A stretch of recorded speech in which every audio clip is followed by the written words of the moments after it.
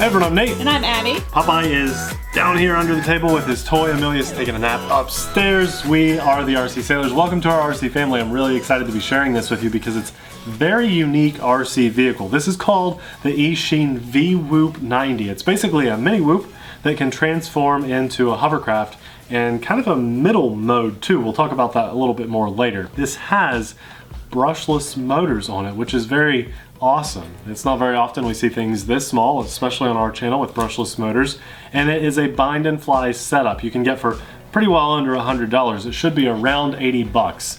Mine came with 3 batteries, yours should too. I opted into the TheRcSaylors version to introduce my newest Tyrannus transmitter to you guys. Tyrannus. It's been out for a while, and I've had it for a while, and I've used it off and on, but the learning curve for Tyrannus is not the same as some others, but once you learn Tyrannus, everyone loves it. But that should be another video in and of itself. So I got mine to pair with my Tyrannus because I need to learn to use it more, kind of forcing myself to learn it more. But they do have a DSM version, DSM2 I think, and FlySky as well. And from what I've seen, the price is the same. So brushless transforming 5.8 gigahertz FPV drone slash hovercraft made out of this really durable foam. I've seen it used in some planes. I've seen it used in do you guys remember the Rise RXD 250? It was an extremely durable foam race drone. This is like a cheaper body than that. And the unique thing is here we have a servo on the top. You know what, let's get a closer look at this. I'll show you what comes in the box. We'll fly it, but there's some stuff to talk about here because it's very unique. So yeah, here it is a little closer. I wanted to show you guys a little up close shot of it because check it out, there's a servo on top of our little drone. I've never seen that before. I think that is so awesome. This little back is going to transform, and I'll show you that in just a second. Brushless motors, very cool. There's our 5.8 gigahertz FPV system up front. Very durable foam frame, so it's made to kind of fly inside. You could fly this outside too. And then there's our flight control board underneath. ESCs are built into it. The receiver is also built into it. It's all just one little board. If you're more interested in the technical jargon, I'll have the product linked in the description box below. We're not going to go over that in today's video. But I still want to go over a few things with you guys.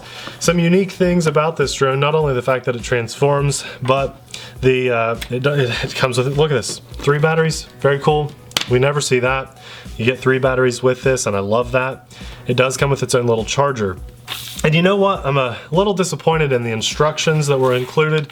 And I'll be honest, I watched about 6 other YouTubers to try and figure out which direction that switch goes for high volt and regular voltage charging, and no one addressed it, and I'm gonna kind of address it. I charged all 3 of these batteries on the same switch setting, okay? Which was the switch is in the closest position to the USB plug. That's important because one switch will charge it to 4.2 volts. The other switch position will charge it to high voltage, which is 4.35 volts. So these are high volt batteries. You got a little high volt charger, and that is the right direction. We're gonna hope that's the right direction. That's right. You're gonna get eaten alive in the probably I'll get eaten alive anyway because this is I'm kind of out of my comfort zone by doing this video, but it's fun and I want to get into this a bit more. So yeah, we're going to get some telemetry back on our FPV goggles. It'll let us know what the voltage is per battery. So that way you guys will know which direction to put the switch in. Little lens cap for the camera. They give you a Phillips screwdriver, a proper moving tool, and 4 spare props, and a little extra double-sided sticky tape. And that's good because unfortunately, the binding process was fairly easy on this. You do have to know how the bind process works on your own transmitter. So I'm not going to go over all of that in this video, but I will for the drone. So what you have to do is you lift up the flight control board with the double-sided sticky tape.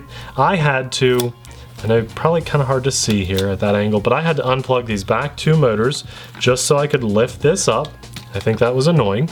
So that I could get to this side of it and press the bind button. There's another button here that you don't want to press on this side. This is the bind button. So you have to press, what you do is you plug in your battery and your lights will blink, and then you press and hold the button for 3 seconds. The lights will change and then you bind.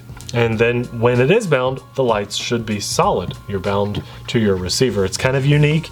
You have to know how to use your own transmitter for whatever version you are flying on. But once you get it set up, I've already tested it a little to make sure it's going to work. It looks fun. It looks exciting. I like it a lot.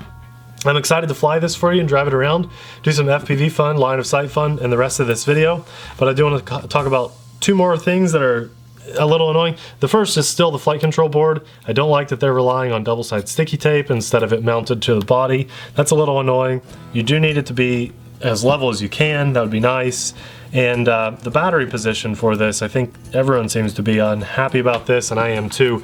You can see the colorful wiring here. That wire is for our FPV system up here, our camera and video transmission.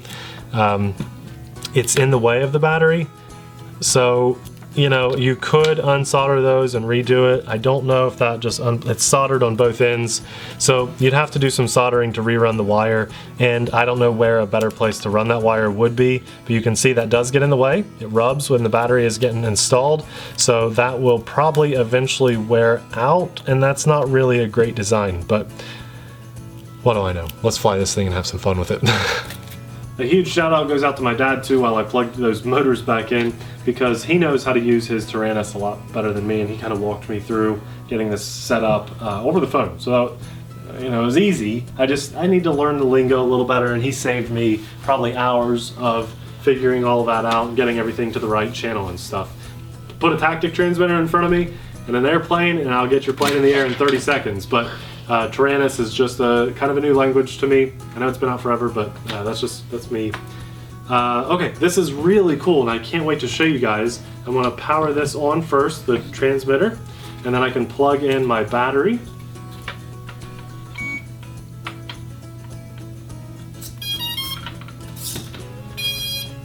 The servo here on the end moves a bit. They wouldn't know Popeye's head's in the way. There we go. Just get closer one more time. I just want to show them this shot. It's really cool. So I have my channel 5 bound to arm and disarm. So now I have power. But then channel 6 is on a 3-position switch. So I have a 45-degree angle and almost vertical angle. You can hear my servo working. I might need to adjust the position of that a little bit so it doesn't make all that noise and put it in a bind. But I've got 3 different positions, so I can fly like a drone.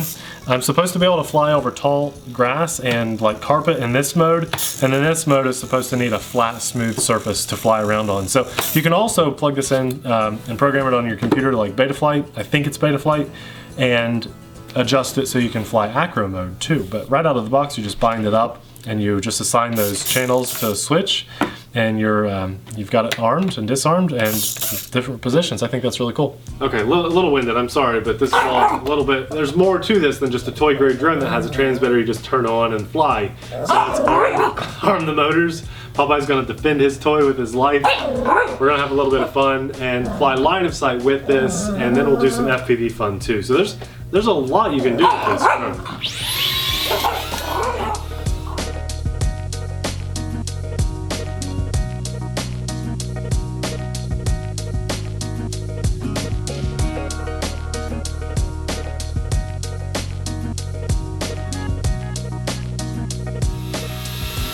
So it's pretty quiet for an indoor drone. Those brushless motors, I think, just make it nice and quiet. Sounds good if you ask me. Let's fly it around a little bit. Nice and zippy. I've got a lot of really good control over it, but I can tune that in a little bit more if I wanted to on, I think it's Betaflight. I could be wrong about that, but either way, they're all relatively the same. You just are making adjustments to your... I think people would argue with you about that. Oh, diehards will, yes, but they all get the same type of job done is what I'm trying to say. You just make adjustments to the way your drone flies. But that is so cool. It flies really well for just an indoor drone to zip around and fly. I like this. And I'm excited to fly at FPV because it seems to have really nice control. I'm enjoying flying it. It's really nice. Brushless motors, feels pretty powerful. It's not super punchy, but it feels okay. And because it's got those foam little walls, the frame lets bounce it into a couple things. So nice foam. A nice easy hit doesn't hurt it. Let's go a little faster. Oh, Nathan! It's okay. I knew you were going to do that. Oh, it shocked me. Let's try another flight mode. I'm not gonna be there. So we're going to do the 45-degree angle on this. I've not done this. I've only flown it like a drone, so this should be really interesting. I've got it armed. Popeye, you ready, dude? Oh boy. Does it fly like that? Maybe. We're going to find out. No, it doesn't. It's not gonna fly. Okay, it's different, so let's try again. Okay, yeah. What's the point of that? Popeye. I think that, Oh my gosh. I don't know. I think it has a lot more forward movement. It's supposed to be HoverCraft mode, and I think that I was steering it more with yaw than the right stick. The right stick doesn't do a whole lot in that mode. I'm pretty sure that's meant to fly fairly low to the ground. It seemed high up because we're inside. Let's do it one more time.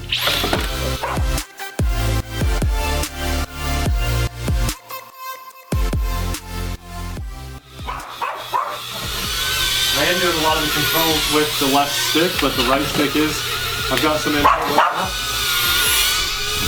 You're killing Pretty me, crazy. Nathan. Pretty crazy. It doesn't have as much lift. It's like flying a drone without as much lift. Sounds terrible. Kind of, yeah. let's do drone mode again just to make sure I wasn't getting a low battery or anything. It's okay, buddy. Oh. Well, I like flying drone mode more than that 45-degree angle mode, but I am curious to see how the HoverCraft mode works. So before this battery dies, let's go upstairs in the kitchen and just see how it does in this HoverCraft mode. Because this is foam, I did actually put Popeye away just for this part, because if he chunked into it, it would probably break it. But let's arm the motors and transform into HoverCraft mode. And I think all the steering is done on the left stick, so let's just give it a shot. Yeah, it's all on the left stick. Well, that's cool, and it's really fast. Ready, Abby? Mm-hmm. Once you start picking up speed, it really goes pretty quick. Oh, that's my battery. Okay, let's swap them out. Fresh batteries back. Let's do this. So I could see this being fun. Oh, well that was weird. That was very weird. It just completely gave out on me. Huh. Not good. That's weird. I just did the bind. I disarmed it and rearmed it, and it was fine again. So, I wonder what that was about. Very strange. Now this, I wonder if the right stick still steers it. So I can steer with the right stick and go with throttle. That's cool. Ah, it's cutting out on me. Ooh, what is going on here, little guy? You can see the lights are not flickering or anything, so we know we're not getting like a weird battery connection issue. I still have the ability to do that, and I have to disarm and rearm it. So you guys think, what, are we overheating or something? Very strange. Now on the way up here, Abby said something to me. I thought that was carpet mode, Nathan, the 45-degree angle mode. And I said, you know what, it is. They say you can fly over carpet, you can fly over tall grass, but I think really what they're trying to accomplish is, I mean, yeah, in a way, it's like HoverCraft mode that also gives you some lift. So that's what this mode is, but if I give it a lot of throttle and pull back on the right stick, I can get it airborne too, so it's like in middle mode? It is like a middle mode. So pretty much it's pointless. Well, I mean, it's kind of fun. You can be a HoverCraft if you want, like this, and then you can just pop right up in the air for a second. Although, it can be hard to do. Sorry about the camera work there. But yeah, it's doable. You can fly in that mode, but it's like a middle mode. What is going on with our HoverCraft mode? It's like it's overheating or something. Doesn't look like FPV. Yeah, we need to do some FPV fun. So I do want to fly this like a drone FPV. I want to take a look at a fresh battery and see where the battery charged to, what the voltage is. So let's go back downstairs and fly this FPV. Now remember, to enjoy this at its absolute fullest, you'll need your own transmitter to bind to, so you can fly Popeye. And you will need your own goggles, FPV goggles, because this is a 5.8 Ghz FPV vehicle. So with the $80 price point, it's still good for a brushless drone with a charger and 3 batteries, but you're not even halfway there on price unless you get really budget options on everything. So what I'm doing is plugging this in because I noticed there's a lot of telemetry and I want to see what the voltage is at to see if we charge that a full. This is telling me 4.3 volts. Now I don't know if you guys are getting a recording of that telemetry, probably not, but it told me 4.3 volts at the beginning. So a full charge on this would be 4.35, so it should be on the high volt setting on the charger. So that's good. All right, I'm going to arm it and fly this FPV. I wonder if that telemetry's there. I hope it is, because it already dropped down to 4.1.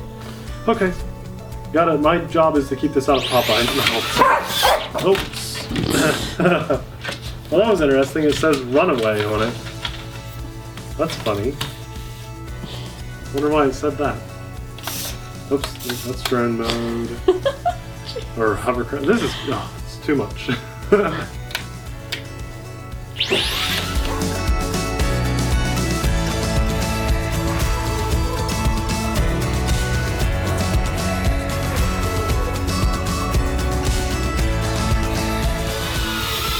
Well, as an FPV craft, it's really nice. I like this a lot. It's very agile. Popeye, I'm trying to do a video here, buddy. Hey, cut it out, dude. Popeye. I like it. I can zip this thing around like crazy, and I'm just gonna let you take over, buddy, okay? Oh my gosh. It's flying really well. I like it. It goes quick. There we go. So I think what was happening upstairs is it got unlevel and it needed to be reset because it tells you all the information there. Then you arm it again. I think if you crash it, you have to disarm and rearm it. So maybe that's what it was doing upstairs.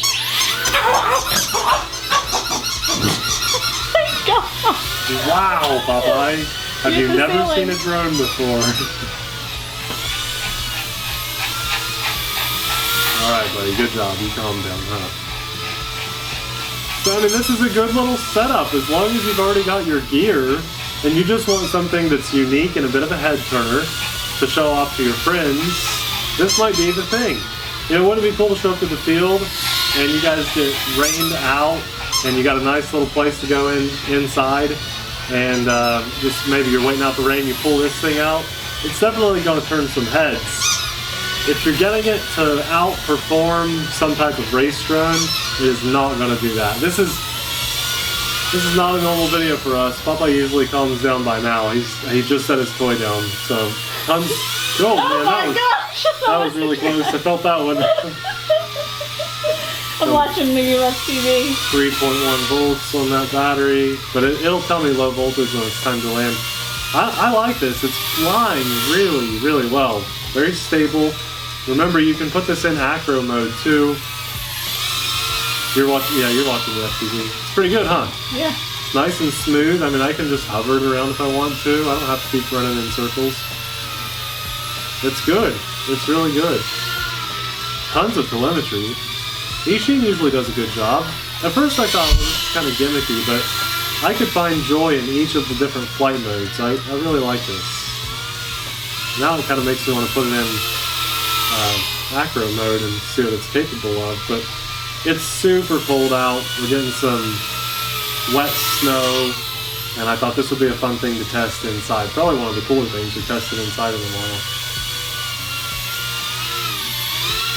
Nice flight time. Very happy with this. Gotta keep in mind there's 3 batteries too. What do you think, buddy? Huh? He's like, you normally don't fly them all over the room like this. Yeah. No, this is good. I like this. There, low battery land now, so. Whoa, that was right in your face. Yeah. Disarmed. Okay. You know, it was just growing on me.